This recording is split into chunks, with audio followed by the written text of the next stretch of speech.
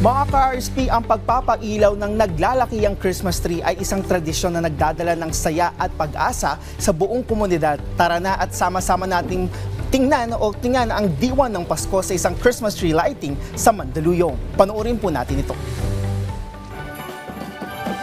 Christmas is in the air na sa isang lifestyle and activity open space sa Mandaluyong dahil sa masigla at makulay nitong kapaligiran matapos sa pagpapailaw at paglulunsad nito sa isang giant Christmas tree na may taas na 60 feet.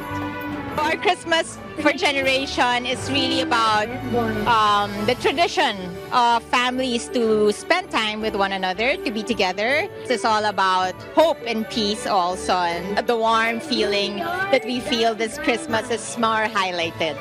Kasabay ng pagpapailaw ay ang photo opportunity kay Santa na kinaaliwan ng mga bata at maging ng mga matatanda. Mayroon ding choral presentation kung saan inawit ang ilan sa mga heartwarming Christmas song.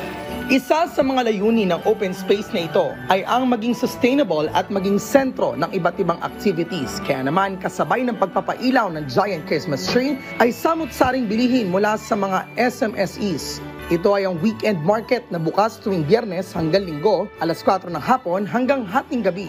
We would love to everyone to come celebrate Christmas with us. This place is really an open space where you can breathe and it's not crowded like other places. So it's really time to reconnect, celebrate, and enjoy the spirit of Christmas. Mahalaga ang reconnection sa ibang tao at sa mga mahal natin sa buhay. Kaya mahalaga din ang kontribusyon ng bawat lugar para maipagdiwang ng bawat isa ang diwa ng Pasko at magkaroon ng pagtitipon. Indeed, it's beginning to look a lot like Christmas.